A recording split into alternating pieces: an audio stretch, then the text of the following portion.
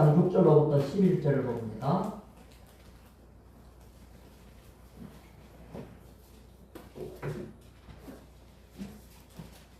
사도행전 1장 6절부터 11절, 제가 한 절, 여러분이 다음 한 절 교대로 이렇게 11절까지 보겠습니다. 6절을 제가 먼저 읽겠습니다.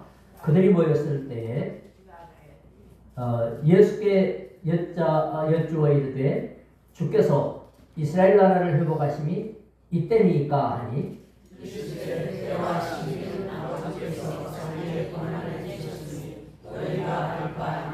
오직 성령이 너희에게 임하시면 너희가 권능을 받고 예루살렘과 온 유대와 사마리아와 땅끝까지 이르러 내 증인이 되리라 하시니라. 이 말씀을 마치시고 그들이 보는데 올려졌으니 구름이 그를 가려 보이지 않게 하더라. 올라가실 때에 제자들이 자세히 하늘을 쳐다보고 있는데 흰옷 입은 두 사람이 그들 곁에 서서 이르되 갈릴리 사람들아 어찌하여 서서 하늘을 쳐다보느냐. 너희 가운데서 하늘로 올려주신 이 예수는 하늘로 가심을 본 그대로 오시리라 하였느니라. 아멘. 하나님이 인간을 창조할 때는 흙으로 만들었으나 하나님이 생기를 넣어 생명이 되게 하심으로 인간으로 세상에 조건을 가진 하나님 닮은 존재로 세상에 왔습니다. 그러나 하나님보다 마귀의 말을 더 믿고 마귀를 따르고 하나님을 저버리는 죄로 인하여 인간은 죄인 죄값받아 에덴 동산 추방되고 대대손손 그 죄값을 가진 죄인이 됐습니다. 하나님보다 다른 걸 더 사랑하고 하나님 멸시 무시하고 이것을 우리는 원죄라고 합니다. 그리고 내가 지은 양심과 행동과 법과 도덕과 이런 여러 잘못들을 우리는 자범죄라고 합니다. 이 모든 죄는 공정한 하나님 앞에 심판을 받아야 되는데 그 영원한 심판은 지옥입니다. 이 땅에서도 죄의 심판을 받는 고통이 있을 수 있으나 죄인이 잘 살 수도 있는 그런 모순이 이 땅에는 있어요. 왜냐하면 악한 영이 세상을 지금 장악하고 있기 때문에 그렇습니다. 언제까지냐? 예수가 재림하실 때까지. 그러면 그 안에서는 하나님이 기뻐하는 믿는 자들은 복음을 전하고 선의 길에 서도록 하나님이 어려운 길을 가도록 그렇게 이 세상에 요구하신 겁니다. 예수 믿는 일은 쉬운 건 아닙니다. 그러나 하나님이 예수 잘 믿는 모든 성도에게는 재림하실 때 최후 심판에서 영생의 복락을 허락하실 것이고 우리 주님이 재림을 지금 하실지 내일 하실지는 아무도 모르는 상황입니다. 예수 믿으면 구원받습니다. 예수 믿으면 하나님의 자녀가 됩니다. 할렐루야. 예수 믿으면 모든 것 하나님이 우리를 주장하시는 주인 되시고 우리는 하나님의 자녀이기 때문에 그 권세로 주의 이름으로 기도하고 응답받는 권세자가 되는 것입니다. 이런 내용들을 제자들이 예수님으로부터 다 3년간 훈련 교육을 받았습니다. 실제 체험을 했습니다. 그리고 예수님이 진짜로 십자가에 죽으셔서 우리 대신 내가 받을 형벌을 십자가에서 대신 받으심으로 대속자가 되셨고 나는 예수 그리스도로 인하여서 하나님의 영원한 형벌을 받지 않아도 되는 용서받은 자가 된 겁니다. 주님이 부활하심으로 죄값으로 인한 죽음의 세력이 인생의 생명을 장악했지만 부활하심으로 죽음보다 부활의 생명이 강한 걸 보여주셨습니다. 예수님은 죽음을 이기셨습니다. 그리고 이제 승천하시게 됩니다. 40일간 함께 지내던 예수님이 하늘로 올라가실 때 제자들이 외쳤습니다.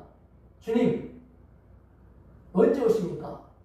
하나님의 나라를 회복한다고 말씀하셨는데 주님의 나라가 언제 이루어집니까? 이때 예수님이 때와 시기에 대해서는 하나님이 맡고 계시니까 너희 신경 쓰지 말고 성령 받으면 하나님의 영이 우리 안에 임할 때 권능을 받게 되고 그 권능 받은 주의 사람들은 땅끝까지 이르러서 주의 증인으로 살게 될 것을 말씀해서 예수 믿는 사람은 주의 증인으로 살아라 이렇게 했습니다. 그리고 우리 주님은 올라가실 때 천사들에 의해서 올라가심을 본 그대로 다시 오시리라 재림 약속을 하셨습니다.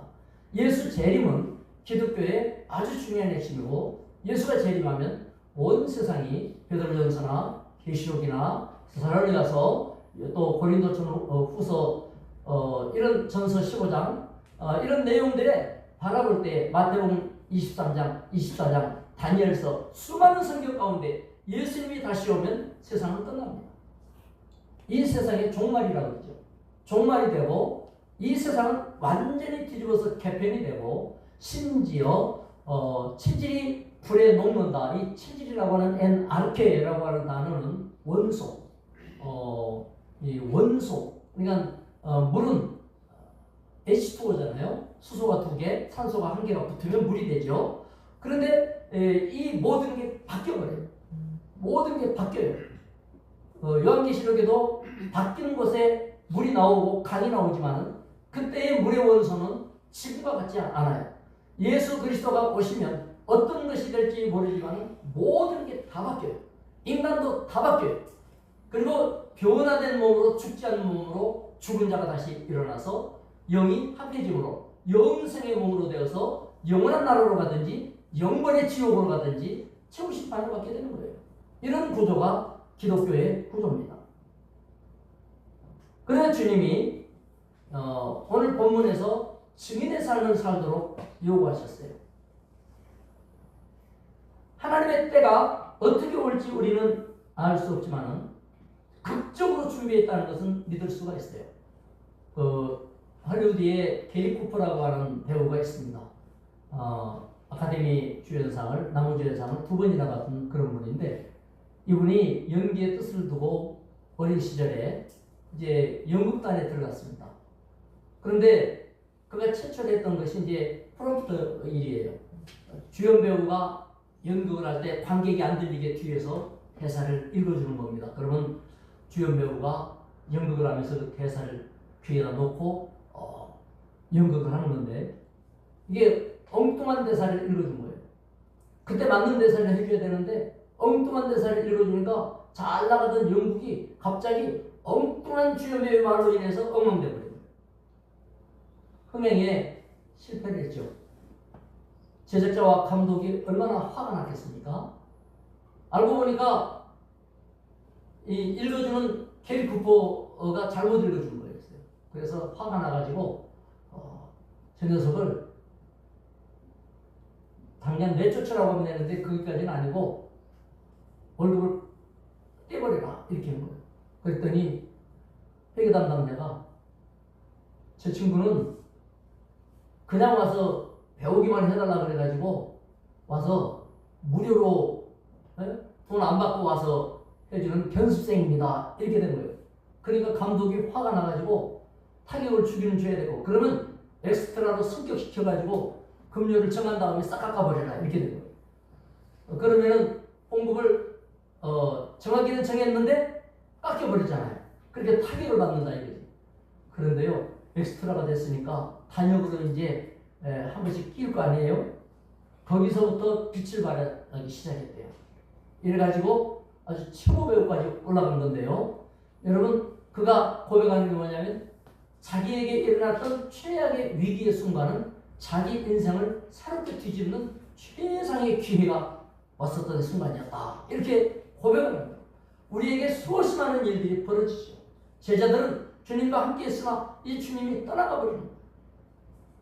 그리고 영원히 자기들만 남게 되는 거 아닌가 하는 두려움 가운데 있게 됐지만 그 일이야말로 예수님이 자기에게 주신 최상의 언약, 성령을 보내주시는 일이 됐고요. 그리고 재림의 약속을 가진 주역들이 되어진 것입니다.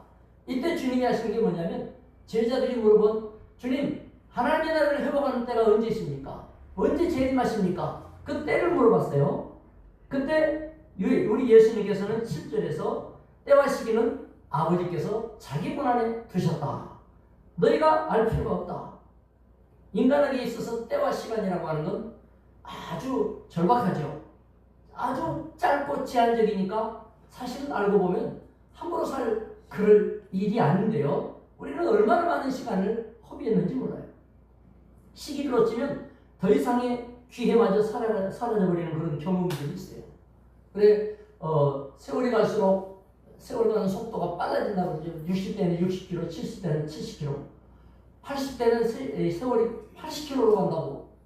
어릴 때 그런 얘기 듣고 뭔 그런 소리가 있나 이랬는데 제가 이제 그렇게 들어가기 시작하니까 세월이 빠르다는 걸 이제는 알게 됐어요. 여러분, 청춘이 지나가 버리면 다시는 돌아오지 않는데 우리는 이 아름다운 청춘에 건전하고 아름답고 털을 잡고 이런 일에 자기를 투자하지 않고 늘 낙심하고 절망하고 의심하고 방황하는 사람들이 너무나 많은 안타까운 우리의 삶이라도 말이에요. 인생의 꽃도 피는가 싶으면 꽃 지는 게 당연한 거 아닙니까? 그래서 야곱은 아버지 집에서 형을 피해가지고 나쁜 짓 많이 했으니까 이제 외갓집으로 도망을 갔어요. 그리고 외갓집에서 머슴 살이를 났는데 야곱이 그렇게 얘기했습니다. 한 22년간 죽으라고 밤낮 없이 일을 했어요. 그리고는 외삼촌에게 말을 했습니다. 외삼촌, 내가 여기 와서 결혼도 하고 자식도 낳았는데 내가 처음에 왔을 때는 외삼촌이 그저 그런 집안에 불과했지만 내가 밤낮 눈코 뜰 새 없이 밤잠을 잘 겨를 없이 외삼촌이 일을 하므로 양떼가 엄청나게 떼를 이루었고 거부가 되었습니다. 외삼촌이 그걸 인정했어요. 그때 야곱이 한 말이 뭐냐면 나무의 나이에 외삼촌이 그렇게 부자는 됐는데 그런데 나는 언제나 독립적인 삶을 살겠습니까? 자기 때가 오지 않는 것에 대한 안타까움을 외삼촌에게 호소해요. 그러면 정상적인 외삼촌 같으면 딱 한복을 떼주면서 이걸로 한번 해봐라. 왜냐면 미덕이 내가 이렇게 됐구나. 그래야 되는데요. 욕심이 산토 끝에까지 뚫고 올라온 외삼촌은 절대로 그런 얘기를 안 해요. 언제까지 부리목을 넣으면 해요. 하나님이 이런 위기의 때에 야곱을 움직여 나가면서 어떻게 야곱이 부자가 되게 하는가에 대한 기록이 창세기에 나오는데 창세기에 나오는 이 부자 되는 것은 신학적으로 의미하면 우리 신앙이 성장한다. 믿음이 점점점 커진다. 기도가 응답받아간다. 이런 것에 대한 표현을 부자 된다 이렇게 표현한 걸로 이해하시면 틀림이 없습니다. 여러분도 그렇게 부자 되시기를 축원합니다. 자, 그런데요. 사도행전 1장 6절에서 12제자들은 이스라엘 나라의 회복의 때를 물어보면서 하나님 나라의 회복이 언제입니까? 언제까지 기다려야 됩니까? 이때에 제자들이 하나님의 때라고 하는 것은 크로노스라고 하는 단어인데요. 이거는 시간 자체를 말하는 거예요. 그러니까 인간에게 해당되는 여러분 우리에게 시간이 주어졌다라고 할 때 2000년 전 시간하고는 여러분하고 상관없잖아요. 1000년 후의 시간하고도 상관없지 않습니까? 나에게 주어진 시간은 그래서 제자들이 주여 주님이 다시 오실 회복할 크로노스가 언제입니까? 여기에는 해당이 안 되는 거예요. 이 크로노스는 그처럼 하나님의 품 안에 있는 시간을 말해요. 그래서 예수님이 뭐라고 대답하는 거 아니? 이 어마어마한 시간이라고 하는 크로노스하고 그 다음에 시기 카이로스는 이 카이로스는 뭐냐면 그때그때를 말해요. 인간한테는 그때그때만 있어요. 크로노스는 없어요. 여러분한테 무슨 2000년 전 3000년 전이 있으며 500년 후 아니면 10분 후가 있습니까? 인간은 주어진 그때밖에 없는 거예요. 그때밖에 없어요. 그거를 카이로스라고 그러는데 똑같은 시간이라는 단어예요. 제자들은 뭐라고 그러느냐? 크로노스, 주님이 오실 크로노스가 언제입니까? 주님은 크로노스는 하나님의 거야. 그리고 카이로스, 너희에게 주어진 고순간도 하나님이 허락해야만 너희 일의 것이 될 수가 있어. 이것은 하나님의 손에 있으니 너희가 신경 쓰거나 간섭하지 마라. 야곱이 말한 것은 언제나 나는 독립합니까? 어느 때나 나는 내 가정을 세우리까? 야곱이 이랬거든. 나는 언제나 부자 됩니까? 나는 언제나 성공합니까? 나는 어느 때나 장가가며 시집가며 언제나 나는 이렇게 됩니까? 여러분, 사람들은 거기 관심 많지 않습니까? 주님이 뭐라 그래요? 그건 네 거 아니야. 왜 남의 걸 자꾸 냄새 맡고 맛보고 그러는 거냐? 그건 하나님의 거야. 전체적인 시간도 하나님 거야. 그리고 그 중에 나에게 허락되는 것이 바로 이 당시에 주어지는 카이로스 시간이야. 우리는 허락받은 그 시간 안에서만 존재하고 경험하고 내가 그것을 누릴 수 있는 겁니다. 시간이 지나가 버리면 다 닫혀버려요. 농부가 눈밭에다가 감자를 심었다. 그거는 나에게 허락한 때가 있는데, 나에게 허락한 때는 눈밭에 감자 심으라는 게 아니에요. 순간순간 나에게 허락했는데 내가 열심히 일할 수 있죠. 그런데 눈밭에다 감자 심으면 감자가 싹이 납니까? 얼어서 죽어버리지. 우리 인생이 열심히 살지만은 나에게 허락한 그 시간이 하나님이 원하는 이 거대한 크로노스 안에서 순간순간 카이로스가 주어졌는데, 그 카이로스에 적합한 나의 결정과 행동이 믿음을 가져야 이해가 되는 거예요. 내가 뭐 때문에 살아야 되고 지금 나는 무엇을 해야 되는 거예요. 그러면 지금 이 시간이 여러분에게 가장 중요한 게 뭐겠어요? 제일 중요한 게 뭡니까? 지금 이 시간. 가스불 켜놨는가? 그 고민하는 것이 여러분이 지금 할 일이겠습니까? 불을 켰든지 만든지 모르겠다. 예배드리겠다. 이거겠습니까? 나에게 주어진 시간이 있는데요. 사람은 그 시간을 하나님이 원하는 그와 같은 이 크로노스 안에 카이로스를 내가 허락받았을 뿐인데, 이건 내가 아니란 말이에요.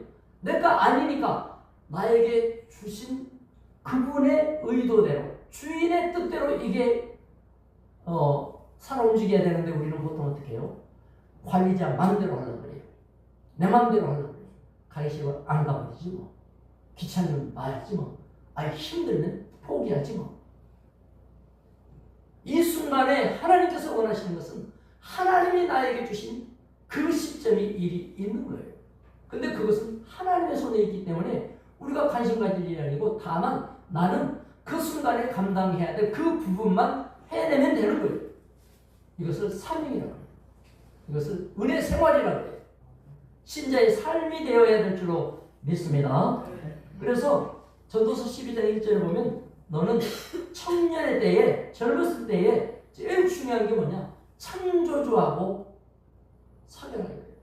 보통 젊었을 때는 신에 대한 왕성한 호기심이 당연히 있어야 될 시점이 됐는데도, 어떤 젊은이는 신에 대한 관심이 전혀 없는 젊은이들이 있어요. 성경은 분명히 말합니다. 젊었을 때에는 무엇부터 세우느냐?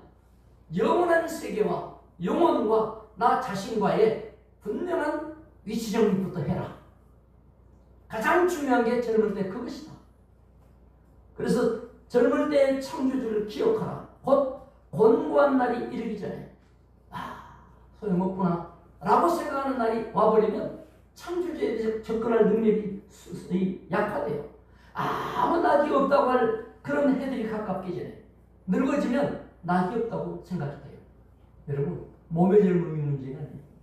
나이가 많이 들어도요, 나는 낙이 있다, 행복하다, 하나님 때문에 행복하다. 그 젊은 사람이에요. 젊은이에요. 할렐루야. 젊은데 나는 살맛없다. 99세예요.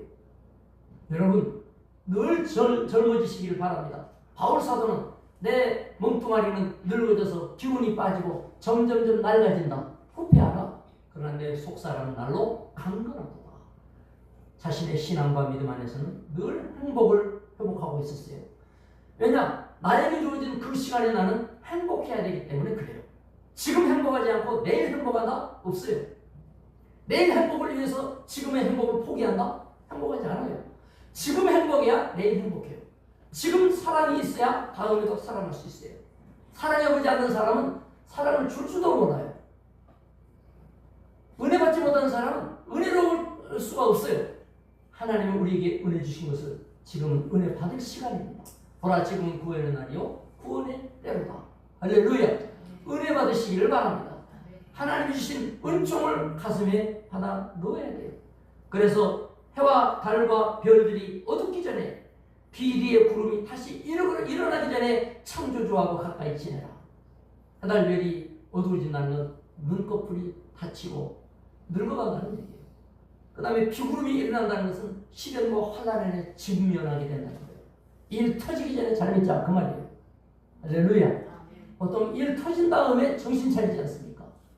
일 터진 다음에 정신 차리지 말고 일 터지기 전에 그 자리 지키고 일 터지기 전에 그 일 감당하고 일 터지기 전에 그렇게 행복하고 할렐루야. 그러나 아직 마감이 되지 않았다고 하면 우리는 기회가 온 거예요. 제자들은 그 사실에 대해서 이해가 없었기 때문에 막연하게 우리가 안일했던 것처럼 언젠가는 그날이 오겠지 않겠어? 언젠가 주님 오시지 않겠어? 이처럼 우리 주님의 때에 대해서 크로노스로 물어본 거예요. 그러니까 제자들의 입장에서는 500년 후에 주님이 재림하거나 1000년 만년 후에 재림하거나 그거 지금 내 살고 있는 거하고 별로 연결이 안 돼요. 그거 내 인생에 지금 이거 바빠 죽겠는데 예수 재림이 무슨 중요하냐 뭐 이런 거예요. 근데 주님은 뭐라 그래요?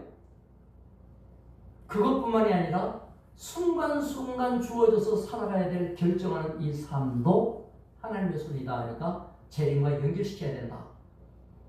예수님과 연결된 시간이 아닌 시간은 다 쓸모가 없다. 그런 내용입니다. 세워라 메워라라 이렇게 하지 말고 절박한 믿음을 요구해 주신 거예요.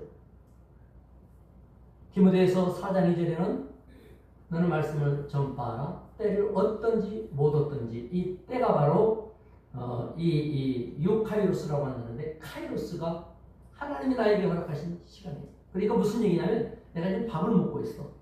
밥 먹어야 될 때지 않습니까? 그러면 이때는 전도할 때는 아니죠. 그런데 이 밥 먹는 것조차 예수님의 재림과 연결된 사건이어야 된다. 그런 얘기예요. 즉 신앙에서 벗어난 행동이나 사건이라는 건 있을 수 없다. 믿음은 교회 가서 하고 생활은 세상에서 하고 이런 게 아니다. 신자는 어디에서나 예수님과 연결된 순간인 거예요. 사랑할 때나 이별할 때나 기쁠 때나 슬플 때나 예수님하고 연결이 안 될 수 없도록 살아라 이렇게 말하는 거예요. 그러면 이 영국의 소아과 방사선 기사였던 제이 톰린슨이라고 하는 그런 그 간증이 있는데요. 1990년에 유방암 수술을 받았어요. 10년이 지난 2000년에 유방암이 재발이 됐습니다. 그리고 폐와 간, 뼈 이런 데로 전이가 됐어요. 의사가 말하기를 이 상태면 6개월 가기 어렵습니다. 그렇게 진단이 났습니다. 근데 그분은 지금도 살아있어요. 그분이 항암 치료를 받으면서 그 고통 가운데 깨달은 게 뭐냐면 하나님이 나에게 주신 크로노스에 대한 이해가 달라진 거예요. 내가 무엇을 위해서 살았던가를 살펴본 거예요. 보니까 결혼하고 애를 키우고 병원에서 일하고 환자 돌보고 그게 인생의 전부였고 주일날 바쁜 날 틈내 갖고 예배 한번 드리고 뭐 이런 거였어요. 아, 나는 내 삶의 대부분이 예수님하고 연결되지 않고 단절된 상황에서 간간히 예수님을 부르면서 사는 데에 불과했었구나 깨닫고서 지금부터서는 오로지 예수님하고 연결된 삶만 살아야 되겠다. 이런 생각을 하고 기도를 했어요. 어떻게 하면 좋을까? 그리고 성도들에게 기도를 부탁했어요. 그리고 자기 성도들을 몇몇 이렇게 규합을 해가지고 뜻을 같이 하는 사람하고 규합을 해서 이 암을 이렇게 맞이하고 보니까 이게 너무 심각한 거야. 너무나 고통스러운 거야. 이래서 암 걸린 사람들을 위한 생각이 달라졌어요. 이래가지고 항암 치료를 받으면서 암 기금이라고 하는 것을 만들었어요. 지금 세계 암 기금이라는 게 있거든요. 이분이 시작을 한 거예요. 이 모금을 위해서 이분이 그 힘든 가운데서 연습을 해가지고 천인 3종 경기에 출전했어요. 천인 3종 경기는요, 마라톤 20km인가 40km인가 모르겠는데 뛰고요. 그 다음에 그 자전거 이거 몇십 킬로인지 모르겠어요. 인간으로서는 할 수 없는 오죽하면 천인들만 한다고 했겠어요. 그리고 이제 수영을 또 엄청 하거든요. 그 중에 한 개만 해도 아마 나는 꼴까닥 할 거예요. 전문용어로. 그리고 나서 이분이 자기의 뜻을 밝힌 다음에 2006년부터 자전거로 샌프란시스코를 출발해가지고 뉴욕까지 6,780km를 자전거로 성도들과 함께 달렸어요. 그리고 곳곳에 이런 내용들을 홍보하면서 또 매스컴에도 나오고 모금 행사를 했어요.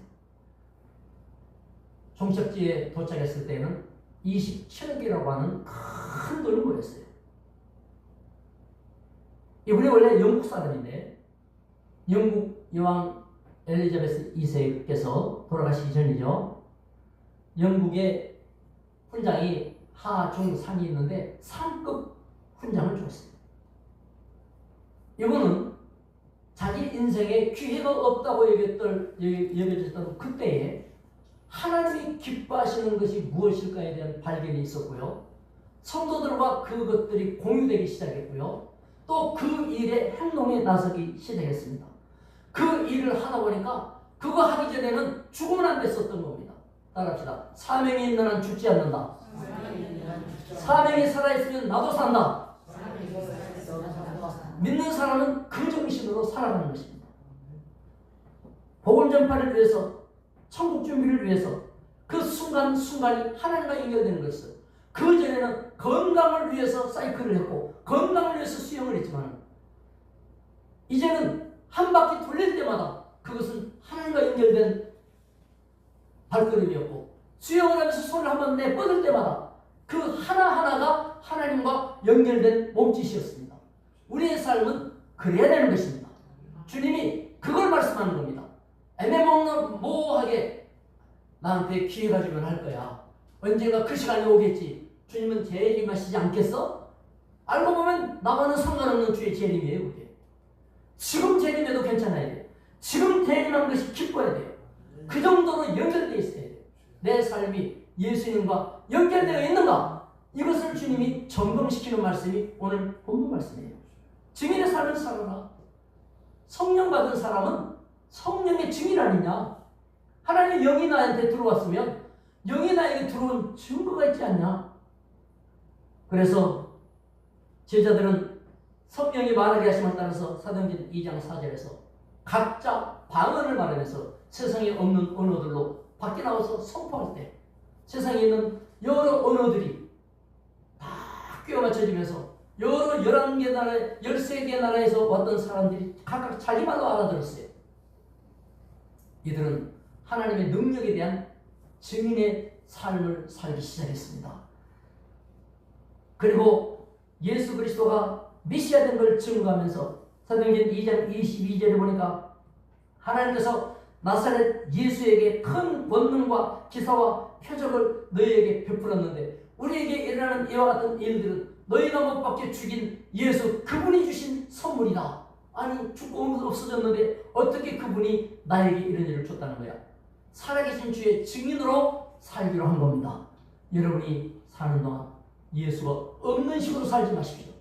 예수는 죽은 것처럼 하나님은 죽은 존재인 것처럼 그렇게 살면 안 돼요. 지금도 하나님은 살아서 나와 함께 계신다. 내가 증인으로 살아야 되는 것입니다. 나에게 주어진 시간의 순간순간이 모아서 해봤자 100여 년 우리가 사는 인생이 몇 년 안 되잖아요. 이 짧은 시간에 매 순간 여러분들은 놓치지 않기를 주의 이름으로 축원합니다. 이래야 돼서 제자들은 22절에 내 말을 들어라. 나사렛 예수를 이와 같이 했지 않냐 하면서 33절에는 하나님이 예수를 높여서 약속한 성령을 부어주셨고 예수는 부활하심으로 이 같은 어마어마한 일들을 이루어주셨다 하면서 부활의 증인, 즉 기독교는 죽음의 정도가 아니다. 생명의 존재다. 예수는 죽은 예수가 아니다. 살아계신 예수입니다.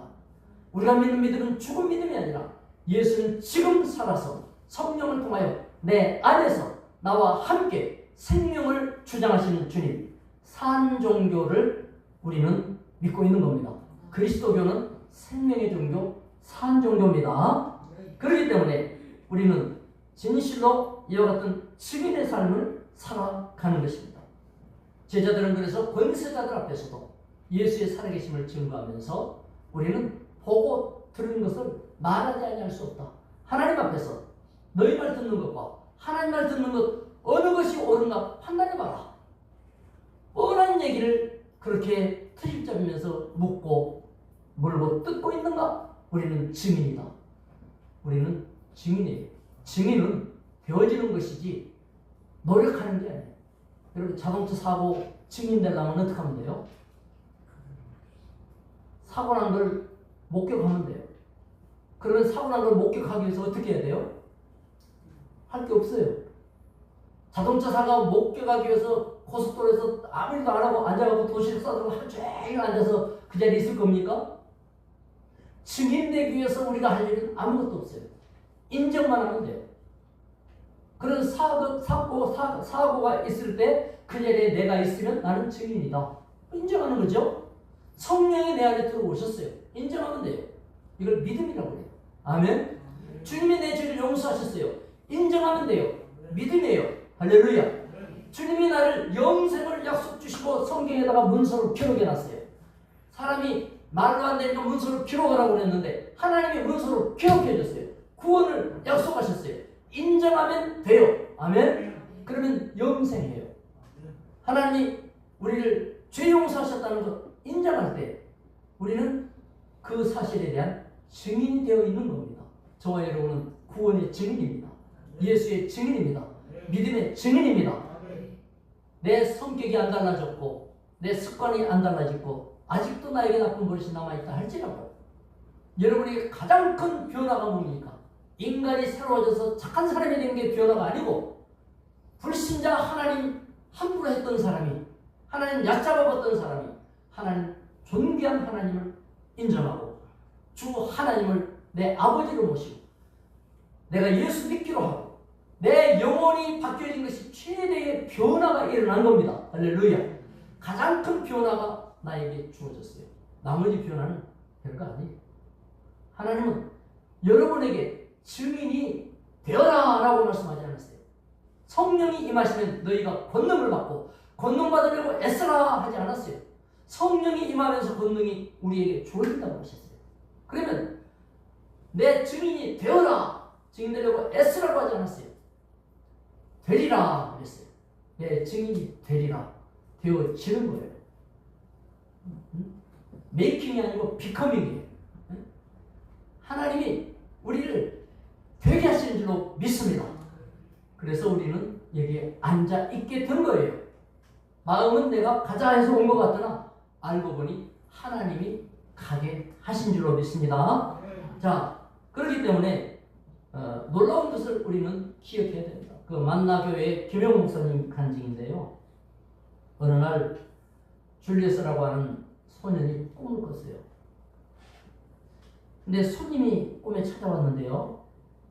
이 줄리어스의 긍지는 뭐냐면 이 청년은 자기가 게으름피지 않고 인생을 열심히 살았다는 자부심이 있었어요. 그런데 그 손님이 줄리어스한테 그렇게 인생을 게으르지 않고 열심히 살았으면 열심히 산 그 열심을 좀 보여달라. 이래서 꿈속에서 줄리어스가 손을 가슴에다가 쏙 집어넣어가지고 이렇게 뿅 하고 이제 열심을 끄집어내서 그분한테 줬더니 저울에 달아보자. 이렇게 달아보니까 100kg가 나갔어요. 손님이 놀라면서 야, 보통은 평생 살아도 이거 50kg 나가기 힘든데 내 열심은 이 나이에 벌써 100kg가 되다니 대단하구나. 그러면 그렇지. 나는 시간이고 인생의 모든 기회를 함부로 하지 않고 정말 내 나름 최선을 다해서 살았기 때문에 100kg는 나와야지 하고 은근히 이제 목에 힘이 들어갔습니다. 근데 손님이 가만히 있어라. 이거를 한번 나눠보자 하더니 열심을 이렇게 쪼개기 시작했어요. 그리고 몇 개로 나눠보더니 같은 것끼리만 이렇게 뭉쳐놨다는 거예요. 막 섞인 열심을 골라가지고 해놓고 요거를 한번 각각으로 달아보자 해갖고 이렇게 달아서 딱 얹으니까 20kg가 나왔어요. 근데 그게 뭐냐면 야심이야. 야심. 야망으로 가득 찬 젊은이. 그래서 이 사람은 누구도 눈에 안 들어와. 야망을 이루기 위해서는 가리는 게 없이 열심히 살았어. 야심. 이분이 말하기를 이거는 하나님 앞에 값이 안 나가. 휙 치고 던져버렸어. 이 쓰레기야. 야망을 치고 던져버렸어. 그 다음에 또 탁 달았어요. 의심과 불신, 의심과 불신이 19kg였어요. 이 사람이 열심히 내는 것은 막 의심, 불신, 상대에 대한 어떤 도전, 막 이런 것 때문에 이런 것도 가치가 없어. 던져버렸어요. 그 다음에 딱 던지 30kg가 나왔어요. 와, 뭐가 이렇게 30kg가 나왔냐. 욕망과 명예심. 너보다 내가 잘났어. 내가 너보다 어떤 사람인데 이걸로 열심히 인생을 사는 게 30%. 그것도 필요 없어. 지금 던져버렸어. 그리고 딱 던졌는데 28kg짜리가 나왔어. 이게 뭐냐 그랬더니 뭐가 뭔지 모르는 적탕. 일단 열심히 살고 보자. 뭐가 뭔지도 몰라. 그게 28kg야. 그러더니 마지막에 남은 게 쬐끄만 게 있는데 언제 보니까 3kg야. 100kg에서 3kg. 3%. 이게 뭐냐 했더니 예수님에 대한 사랑이다. 네가 예수님에게 내놓을 수 있는 건 요거밖에 없다. 열심히 인생을 살았는데 주님 앞에 나아갔을 때 그 순간순간을 다 모아놓고 저울이 달면 대단할 것 같아도 주님 앞에 내놓을 수 있는 그것들을 달아보면 너무나 저울이 안 나간다. 그런 시가 있어요. 이제는 거울 앞에 돌아와. 돌아온 내 누님 같은 꽃이요. 한 송이 국화꽃을 피우기에 봄부터 소쩍새는 그렇게 울었나 보다. 이렇게 하면서 이제는 거울 앞에 돌아온 내 누님 같은 꽃이요. 거울도 한번 못 보고 바삐 살았다가 이제 돌아와서 이제 겨우 자기 모습을 반추해보는 그런 시간을 갖는 사람들이 너무 많아요. 알고 보면 전작부터 그 자리에 있어야 되고 전작부터 그렇게 써야 되고 전작부터 그렇게 살아야 될 우리는 그렇게 하지 못한 세월들로 100kg, 200kg를 만들었지만 그런데 거기서 뽑아놓고 보니까 주님 앞에 내가 내셀 수 있는 것 예수님이 재림하셨을 때 주님 나에게 주신 카이로스의 시간 그 순간순간에 나는 기도할 때 이렇게 기도했습니다. 예배드릴 때 이렇게 예배했습니다. 사랑해야 될 때 이렇게 사랑했습니다. 용서해야 될 때 이렇게 즉시 용서했거나 이렇게 풍성하게 용서했습니다. 내놓을 게 너무 없다는 걸 알게 되는 거예요. 나름대로 뭐 했다고 보는데 그런데 주의 목전 앞에 초월이 달 것이 너무 없더라 이거예요. 그러므로 우리는 인생을 주의 재림의 방향을 맞춰야 돼요. 지금 예수님이 오셔도 아무 여한이 없고 아무런 손상도 없고 부족함이 없습니다 할 만큼 지금이 예수님과 연결되어 있어야 돼요. 할렐루야. 나중에 시간 나면 기회가 될 때 돈 벌고 나면 아니에요. 똑같은 돈을 벌어도 머리 바쁘십니까? 11조 벌러 갑니다. 11조 벌어야죠. 그럼 이제 돈을 벌었어요. 1000만 원 벌었습니다. 그 11조를 떼는데 얼마 떼요? 이제 10분의 1이니까 100만 원 뗐어요. 야, 주님 11조를 100만 원 뗐습니다. 다음 달에 11조를 더 열심히 봅니다. 이제 이 사람이 어디 갑니까? 돈 벌어 갑니다. 내가 열심히 살고 잘 먹고 잘 살아야 되니까 돈 벌어 갑니다. 근데 이 사람도 예수 믿는 사람이니까 11조를 떼요. 얼마를 떼요? 100만 원 떼요. 1000만 원 벌었으니까 100만 원 떼요. 그러면 앞에 사람하고 뒤에 사람하고 똑같죠? 11조 되는 건 똑같아. 근데 사는 건 한 사람은 돈 벌러 갑니다. 돈 벌려고 살고 한 사람은 뭐 하려고 살아요? 11조 벌려고 일하고 일을 하는데 이 사람이 일하는 건 순간순간 하나님과 연결돼서 일을 하는 사람이고 이 사람은 일에 빠져가지고 돈 버는 데 빠져가지고 돈밖에 없는 세상밖에 없는 나중에 걷어서 달아보니까 쓸모가 없는 삶을 산 거고 예를 들면 그래요. 11조를 할 믿음이 없는 분들은 용서하고 들으세요. 아직 그 믿음이 안 되는 분은 부담 가질 거 없어요. 믿음 좋은 사람이라고 하는 사람도 그 정도밖에 안 된다는 걸 말씀하는 거니까 그 급이나 같은 거예요. 그러니까 11조를 혹시 안 하시더라도 부담 갖지 마세요. 왜냐? 우리는 그렇게 한다고 하는 사람도 달아보니까 별거 아니더라는 얘기예요. 한다고 하는 사람. 그런데 안 하더라도 이게 갑자기 가치가 있게 되는 수가 있어요. 그게 뭐냐? 내 속에 생각이 바뀌는 거예요. 생각이 바뀌는 거예요.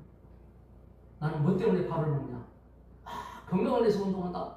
사이클을 돌릴 때 그전에는 건강 때문에 돌렸잖아요. 그런데 이제는 뭐 때문에 사이클을 타는 거예요? 약한 자들, 암 환자들, 병든 사람들, 희망을 잃은 사람을 위해서 타는 거예요. 같이 바퀴를 돌려도 그 나에게 허락한 이 크로노스의 시간이 달라요.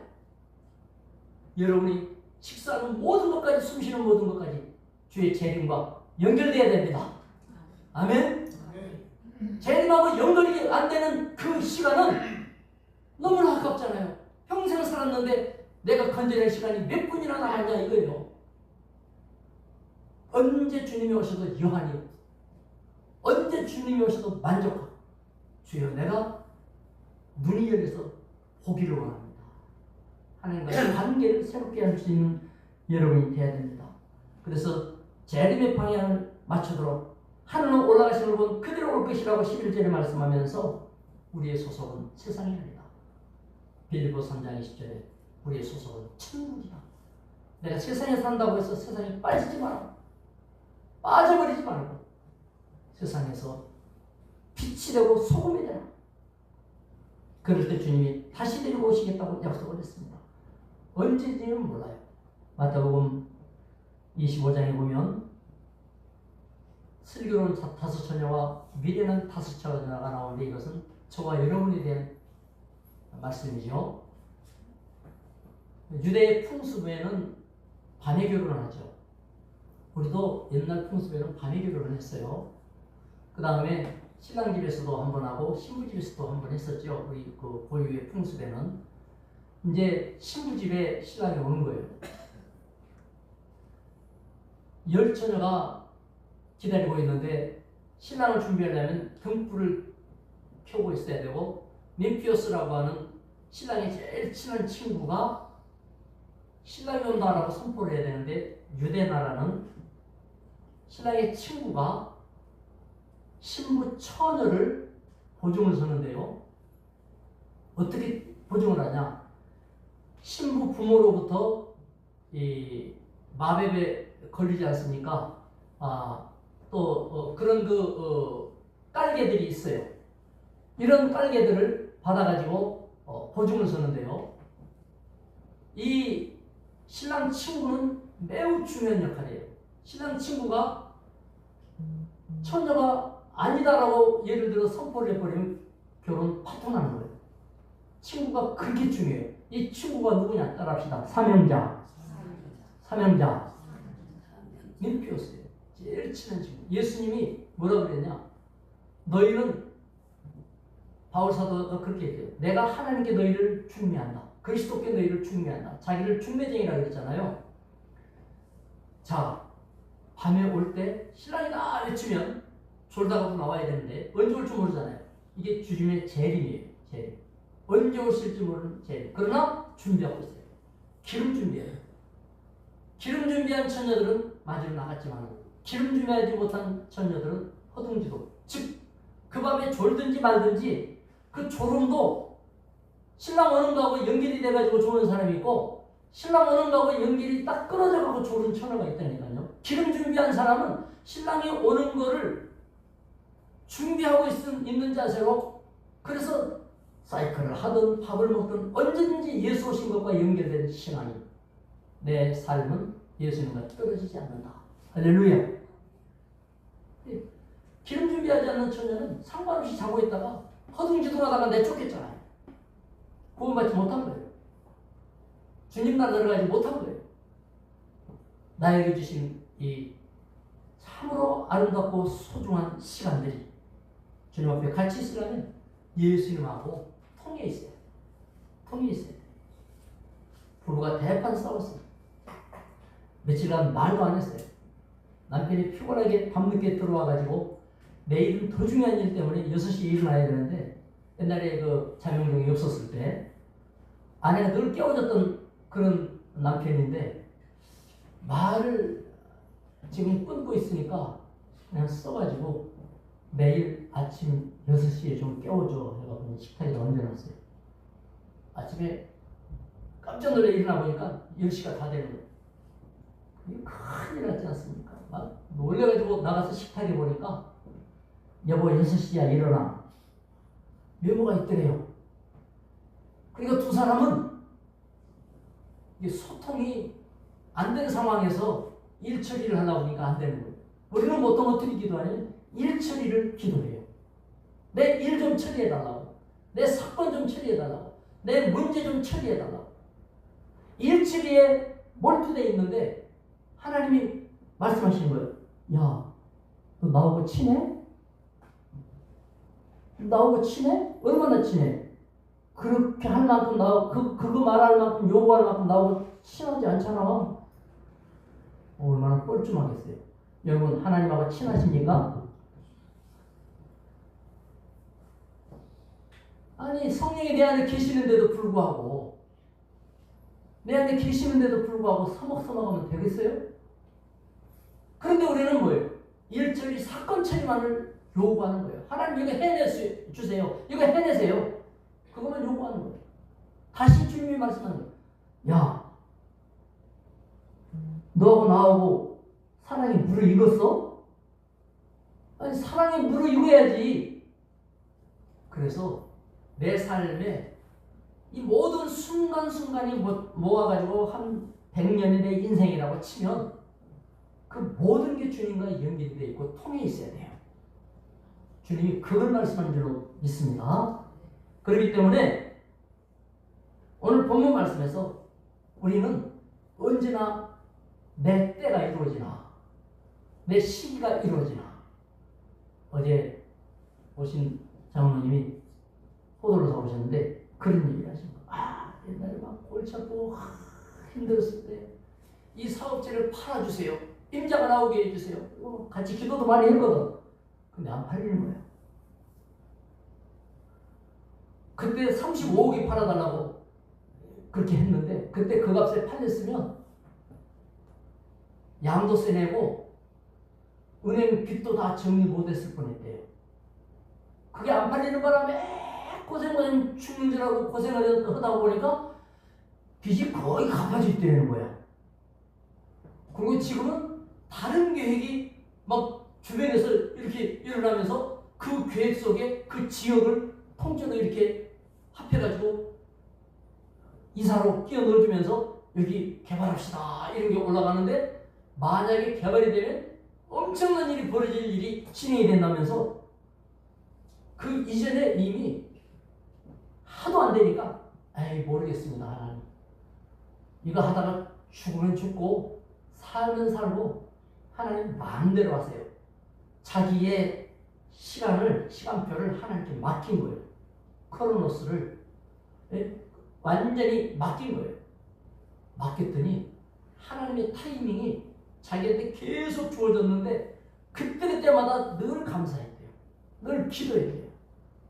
그러면 눈물을 줄줄줄 흘리는 거야. 닭똥 같은 눈물을 흘리면서 십자가에서 죽으신 예수님, 그 고통을 짊어지신 예수님, 나의 고난을 해결하시고자 죽으셨는데 믿을 때뿐이고 그냥 힘들 때는 그 은혜가 생각나는 게 아니고 내 고통만 생각났었는데 생각하면 은혜가 감사하다고 십자가만 생각하면 눈물 난다고 눈물을 줄줄 흘리는 여러분 순간순간마다 예수님 기억합시다. 예수님 함께합시다. 주님은 때와 기한을 우리에게 맡기지 않았어요. 시간표는 내 거 아니에요. 때는 내 거 아니에요. 언제나 언제쯤이나 아예 머리에서 지워버리고 지금 내가 할 일, 내가 감당해야 될 부분, 내 사명 거기에 집중하면 돼요. 할렐루야. 이찬수 목사님 분당 우리 교회에 어떤 분이 돈을 많이 벌어가지고 어느 날 수만 평의 가평에 있는 땅을 목사님한테 갖고 와서 목사님 나는 주님 일 하고 싶어서 돈을 많이 벌었는데 땅을 많이 살았는데 뭘 해야 될지 모르겠습니다 하고 바쳤어요. 목사님도 받아놓고 멍하니 이걸 뭘 해야 되나. 그리고 이런 사람 저런 사람 성도들과 의논도 하고 몇 년간을 갖고만 있었는데 어느 날 성령의 감동을 받아서 장애를 갖고 있는 분들에게 아름다운 희식차가 되면 좋겠습니다. 이렇게 의견을 내놨더니 성도 가운데 큰 뭡니까 설계하는 그분이 설계는 내가 맡겠습니다. 그 몇 억씩 들어가야 될 설계값을 안 받고 설계를 해줬어요. 건축하시는 분이 건축은 내가 맡겠습니다. 온 성도들이 힘을 합해가지고 몇백억짜리를 지었어요. 거기다 지어놓고 이제는 디데이를 마련해서 광고를 한 거예요. 교회 안 다녀도 좋고 자녀들의 장애가 있는 모든 분들은 와서 장애를 돌볼 수 있는 자격증 가진 많은 자원자들이 장애 있는 분들과 함께 어울리며 케어하고 부모님들은 푹 쉬도록 호텔급으로 만들고 거기에 용인에 아주 유명한 카페 아주 막 기업처럼 잘 되는 커피집이 있는데 이 부부가 커피는 우리가 만들게요. 그리고 이 커피집을 문을 닫고 온 거예요. 그거 어떻게 된 겁니까? 우리는 돈 많이 벌었기 때문에 돈 안 벌어도 먹고 삽니다. 세를 줘도 먹고 살 것 충분히 나옵니다. 우리는 봉사하겠습니다. 하고 바리스타가 돼가지고 부부가 거기 온 분들에게 커피 봉사를 했어요. 여러분 이분들은 돈을 벌 때에도 어떻게 하면 주님과 함께 할까? 어떻게 하면 주의 영광을 돌릴까? 어떻게 하면 주님이 기뻐하실까? 교회 중심으로 이런 일들을 계획하고 함께 할 때에 아름다운 일들이 일어났어요. 할렐루야. 안디옥 교회도 할 일이 많아요. 할 일이 많아요. 사람이 많이 필요해요. 아멘? 여러분이 기도가 필요하고 사랑이 필요하고 관심이 필요해요. 아무것도 할 수 없는 사람은 마음 써주면 돼요. 기도하면 돼요. 선교도 해야 되죠. 전도해야 되죠. 또 일꾼들도 양성해야 되죠. 미래의 인재들을 키워나가야 되죠. 많은 할 일들이 많아요. 우리의 주어진 시간표가 예수 재림과 연결되는 삶이 되도록 예수 밀쳐버리지 말고 늘 주님과 동행하는 저와 여러분 되시기를 주의 이름으로 축원합니다. 기도합시다. 하나님 아버지, 우리는 나 자신의 삶에 예수가 와서 보조 역할을 해달라고 얼마나 예수님에게 때를 쓰는지 모릅니다. 네가 나에게 그렇게 친하냐고 물어볼 때 우리는 그렇다고 대답을 하지만 실제로 내놓을 것이 없습니다. 우리 안에 열심을 주시며 그 열심 중에 대부분이 주님과 연결되어 하나님과 함께하기를 원합니다. 그리하여 주님이 오실 때에 잘했다 칭찬하고 기뻐하시는 믿음의 열매들이 될 수 있도록 성도들의 삶을 주장하여 주옵소서. 지금의 시련과 역경과 고통이 크다 할지라도 그 모든 것들을 딛고 오직 주님만 바라볼 때 내게 있는 그 어떤 것도 눈에 보이지 않고 구속한 주님만 보이는 아름다운 자녀들 되게 하여 주시옵소서. 예수님의 이름으로 기도드립니다.